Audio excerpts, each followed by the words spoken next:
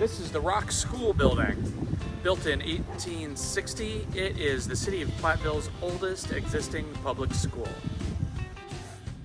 Happy Heritage Day from the Mining and Rollo Jameson Museums. I'm Erik Flesch, the museum director, and I wanted to share with you my favorite museum artifact. This diorama was made in the 1960s by the first museum director, Tom Hendrickson Jr. It's a true work of art and also a great work of science and public history. We are here at the Historic Mining Museum in Platteville, Wisconsin. Founded in 1964, the Platteville Mining Museum has welcomed hundreds of thousands of visitors to discover the pioneer heritage of southwestern Wisconsin. The Driftless area is a region in the upper Mississippi River Valley. The southern Driftless constitutes what's known today as the tri-state area. Here, a way of life on the land has included not only agriculture, but also the rocks and minerals underneath our feet. This model here shows a package of rocks in our nook of the Driftless area, starting with the St. Peter's Sandstone Formation, moving through the Platteville Formation, the Decorah, and the Galena Formations. And these are the rocks that we see in the road cuts that look so stunningly beautiful when you take a road trip through our hilly part of Wisconsin.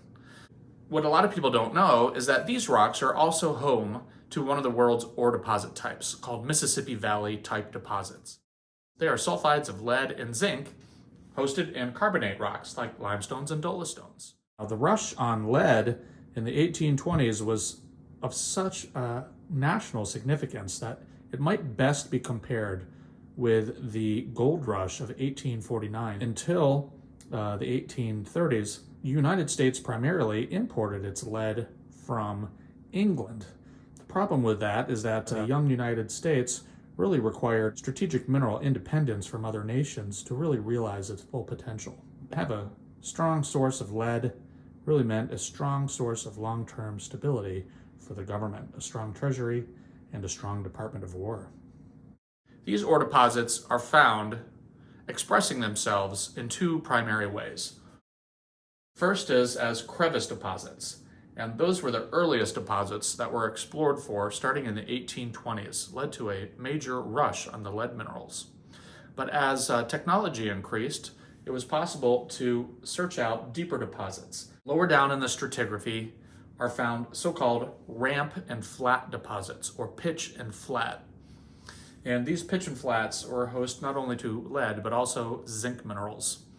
And so from the lead mineralization in the pre-Civil War period through the zinc minerals of the 20th century, the pursuit of Mississippi Valley type ore deposits sustained our region all the way until the last mine closed in our area in 1979. Here we are at another of the stunning handmade dioramas made by Tom Hendrickson Jr. This is a mill.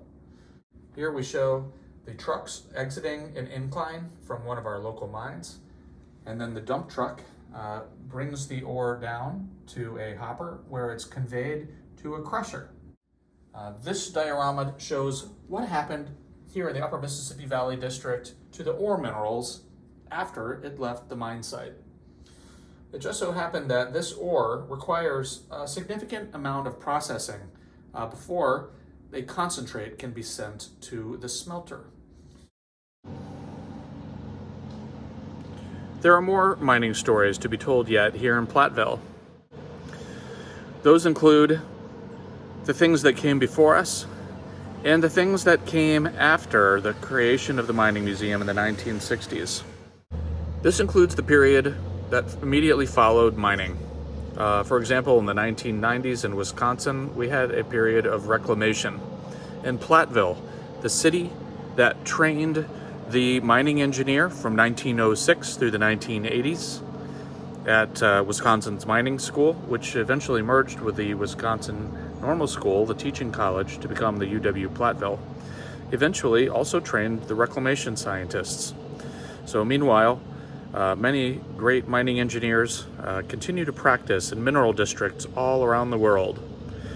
And some other Platteville-trained engineers worked in other aspects of the mine life cycle, helping to close mines and helping to reclaim sites after the mining period. Just as the mining story has evolved, so too does the museum evolve, and we continue to create new exhibits while also preserving our heritage and these exhibits that tell the story of things that came before us. We look forward in the coming years to completing a comprehensive restoration of the Rock School building and to creating some new exhibits that complement our existing exhibits that tell the rest of the story. One project slated for the summer of 2020 is a recoating of the metal roof of the 1860 Rock School building. The metal roof, which is described as turn metal, is leak-free, and so as part of our scheduled maintenance, it's time to recoat the roof, and we will use an elastomeric acrylic paint. And this is funded by a 2020 City of Platteville CIP budget. We also are grateful to the Platteville Community Fund for recently awarding us a grant to install preservation-appropriate gutters and downspouts to the eaves in order to safely whisk water away from the foundation of the building. Also, we would like to thank Claire Bank for a $5,000 gift for the completion of tuck pointing of the foundation level in order to help waterproof the building and keep water from entering the basement.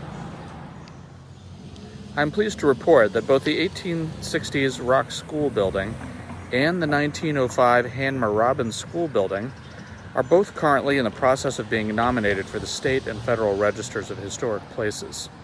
This is a critical first step to comprehensive restoration of these buildings. And as part of our upcoming master plan, these buildings will once again be filled with life, not only for fantastic exhibits that preserve our heritage, but also for programming in the realm of arts, culture, and perhaps most importantly, STEAM, science, technology, engineering, arts, and math, that's so important to not only intergenerational lifelong learning opportunities, but also to training the next generation of children for stewarding the environment and for stewarding the technologies of our civilization.